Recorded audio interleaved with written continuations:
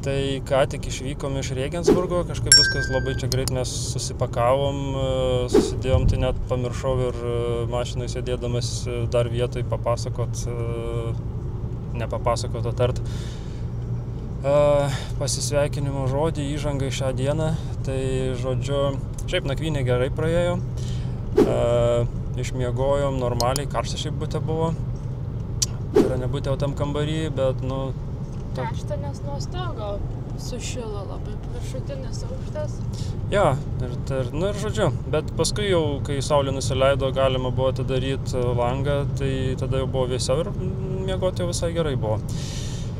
Na ir šiandien papusryčiavom, susirinkom daiktus ir išvykom, šeimininkų nesusitikom jau, o dabar važiuojam... Skubėjom, kad nesusitikom. Iš dalies, o dabar važiuojam į Alpių pusę, tiksliau prie pat Alpių, į Hitlerio, nežinau, bunkeris, ne bunkeris vadinasi, erelio lizdą.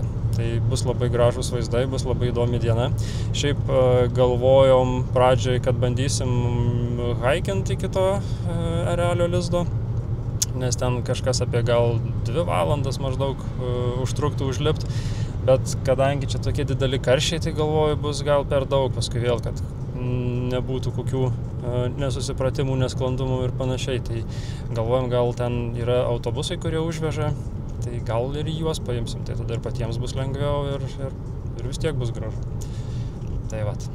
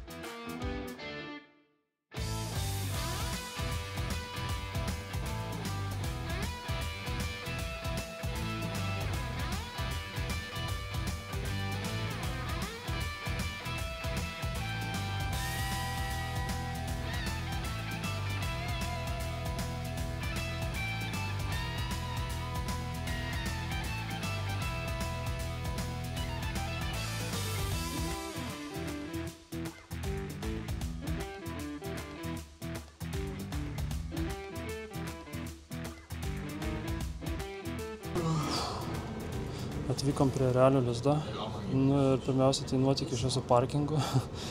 Pasistatai mašiną ir vėl parkomatas stovi, ateini prie jo, kaip ir galima susimokėti kortelę. Kortelės nepriima nei vienos. Bandžiau Swedbankį, Mastercardą, bandžiau Visa, Revoluto, netinka. Kažkoks vietinis vokietis ten irgi savo bandė, netinka, transakcijas atmeta viskas, žodžiu, nepriima. Kažkoks ten irgi vienas stovi prašinėja, kad kas jam ten pakeistų, pasmulkintų eurų, nes reikia pitako už parkingą, niekaip kitaip. Tai, monetom. Jo, monetom. Yra dar šitas programėlė, parsisinčiau, viskas okei, viskas lyg atrodo eina, tik jau kur reikia adresą suvest, tai Lietuvą pasirinkti galima, mūsų adresą Didlaukio gatvė randa. Ir kai bandai registruotis jau, atmeta, neleidžia, klaida kažkokia. Tai žodžiu, bandėm ten visai, bandėm skirtingus ten adresus Lietuvos vest, netinka nieks. Tai tada sugalvojau tiesiog kokį nors fake vokišką adresą įvest, nes yra tinklalapis fake adresams. Iš ten paėmėm fake vokišką adresą, iš karto užsipildė, viskas užsiregistravom ir okei. Tai va šitai, žodžiu, kažkaip stebina tokie dalykai atrodo, nežinau. Lietuvoje, man atrodo, paprasčiau biškį su parkingu būna, nereikia tokių nesąmonių. Apskritai Lietuvoje labai viskas tai pažengia į priekį gerokai. Jo. Ir dabar sėdim autobusą, kuris kels į šitą erelio lizdą. Už poros minučių. Už poros minučių, nes buvo pradinė mintis lipt patiems, haikint, bet lauke, nežinau, 30 gal karščio. Gal daugiau dar? Gal ir daugiau. 28 rašo. Bet žiauriai karšta. Tai va, tai lipt ten kelias valandas į viršų be šanso tokio oro, paskui vėl ten nuslysi kur nors netyčia, žinai, ar vėl Aš? bendrai kalbu. Ir aš galiu. Tai va, tai pasirinkom paprastesnį kelią, tai užkels ten 2 valandas pabūt, nu, tipo, gauni bilietą, brangokai, kiek ten 30 eurų kainuoja. Vienam tai šiam eurų bendrai gavosi. Nu jo, tai brangu, bet, nu, tokia vieta. Vieną kartą gyvenime aplankyti gerai, galima. Tai žodžiu, užkylė ir tada su to pačiu bilietu po 2 valandų žemyn. Tai tiek, dabar bus daug gražių vaizdų. Justinas galės pailsėti irgi žiūrėti, ne tik vairuoti. Jo, nuo vairavimo, nes čia serpantinais užkilt reikėjo dar kažkiek, tai irgi vargina. Apskritai, šiek tiek jau pradėjo varginti vairavimas. Čia važiavom, tai biškį kirtom Austriją, Zalcburgą. Ir ten biškį paklydęs buvau, nes, nu kaip paklydęs, nepaklydęs. Žodžiu, važiuoju pagal Google šitą navigaciją ir vienoje vietoje rodo nusukti į tunelį, o tas tunelis uždarytas remontui. Nu tai tada reikėjo biškį pablūdyti, kol naują maršrutą jis ten sudarė ir tada jau. Tai nedaug aš ten blūdėjau, bet žodžiu, šiek tiek. Bet nuotykiai nepamaišo kartais tokie. Tai vat. Des Obersalzbergs verbunden. Dort befand sich zwischen 1933 und 1945 the area you just departed from. Between 1933 and 1945, Obersalzberg served as the second most significant seat of power for the National Socialist Dictatorship parking lot. We wish you an enjoyable journey up the mountain.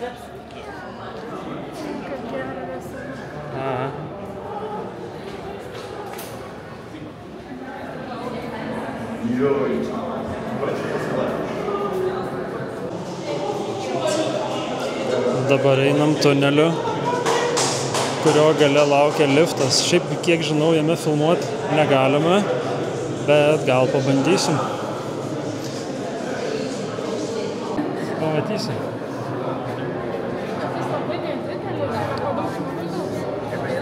Kiek gaus tiek? Ne, jisai originalus, man atrodo.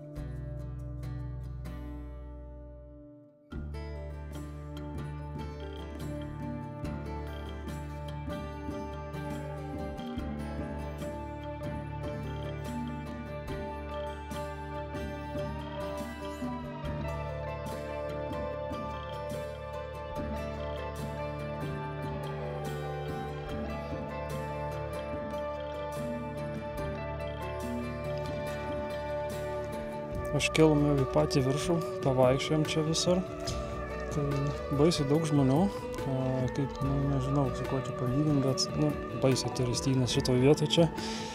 Ir, bet aišku, dėl ko. Vaizdai tai čia pasakiški, Alpių viršus. O apie erelių lizdą tai pirmą kartą sužinojau, žiūrėdamas vieną serialą. Buvo toksai 10 serijų serialas Band of Brothers. Ir paskutinėj berods serijoje buvo epizodas, kai sąjungininkai, jau pasibaigus Antram pasauliniam karui, sąjungininkai užėminėjo kaip tik šitą erelių lizdą. Tai ten pamačiau vaizdus ir, žiauriai man nepatiko, tai kažkaip visai ir svajojau, kada nors čia atvyktų. O šitas erelio lizdas tai įsikūręs ant Kelenšteino kalno ir yra 1834 metrų aukštyje. Ir pats erelio lizdas tai buvo Martino Bormano dovana Hitleriui 50-ojo gimtadienio proga, bet toks sklando, nežinau, juokelis, ne juokelis, kad pats Hitleris čia lankėsi tik tais, nežinau, 14 kartų, nes labai bijojo aukščio.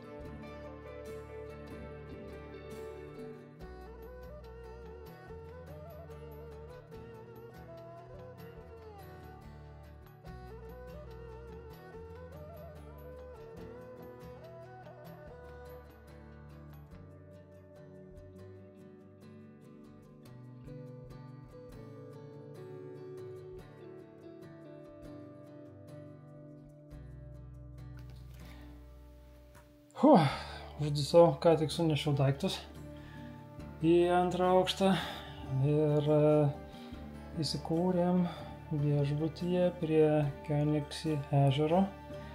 Šiaip baisiai gražiai atrodė, tai reiks eit pasivaikščiot.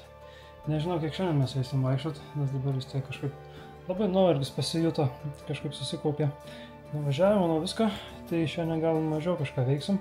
Bet rytoj visą dieną čia dar praleisim ir nieko tokio labai daug nesu čia sumastęs. Tai tiesiog ramiai tokia poilsinė grynai diena bus. Jau tokios tikros atostogos, kai sėdi ir nieko neveikia.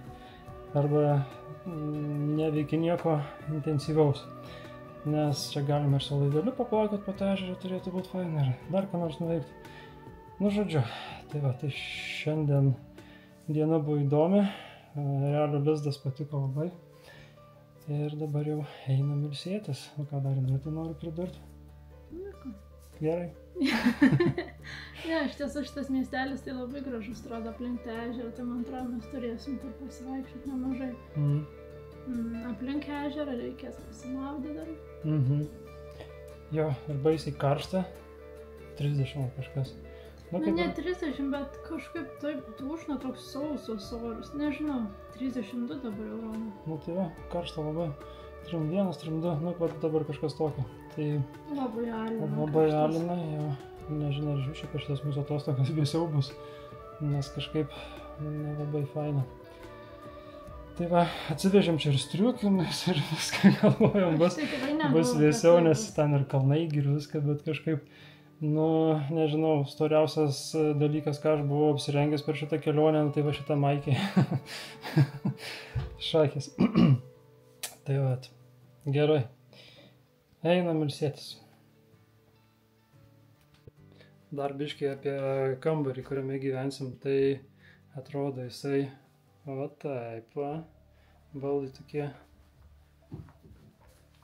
nu, tokie senokie atrodo. Senokie, dar ten? Jo. Gražus vaizdas. Į kalnas. O, kilimas balkone. Jo, vaizdas visai nieko. Bet, kas įdomiausia čia, ateinam į vonios kambarį ir pasižiūrim į lubas. Veidrodis. Nesu niekur matęs vonioj veidrodžių ant lubų. Kam to reikia, ką žinau. Kažkaip gazdina čia atrodo. Jo, tai vat. A, ir šiaip, vėlgi, moteris administracijoje, vėlgi angliškai nei bum bum. Visiškai kažką pradėjo kalbėti, aš net nesupratau kokią kalbą, gal ne vokiškai. Jo, jinai vokiškai, man atrodo. Vokiškai? Tai arba vokiškai, arba rusiškai. Tai gerai, kad moku rusiškai. Aš nesuprantu niekur angliškai nesusiekau. Nu, vietomis. Nu, vietomis, bet jau rusų kalba tai visur susikalbėjusi. Bet taigi čia daug turistų. Angliškai vakar mūsų šeimininkai to buto. Nu, jie gerai kalbėjo. Ir taksistas, tas antrasis. Tai jo, tai va šitie, o daugiau. Ai, nu padavėja dar šitam. Nu, bet čia jau didmiestis. Bet tai čia tiek žmonių, čia, nu, bet koks turistinas ir kaip nemoka anglų kalbos, aš nesuprantu. Tai tikrai atvažiuoja visokių žmonių, nu, ta prasme, priimk žmogų, kuris moka kelias kalbas, o ne tik savo rusų. Tuo labiau jaunas žmogus, tai dabar visą anglų mokymusi. Nesuprantu. Tai, nu, kaip pasakyt, sukamės kaip mokam, rusiškai biškai mokam, šnekam, viskas gerai. Tu moki gerai. Moku rusiškai, čekiškai, biškai angliškai. Kur reikia ten susikalbėti. Tai vokiškai susikalbėti. Ne, vokiškai labiau žodžiai skirtingi. Čekiškai lengviau. Čekiškai lengviau buvo. Gerai, dabar tai tikrai viskas. Einam ilsėtis.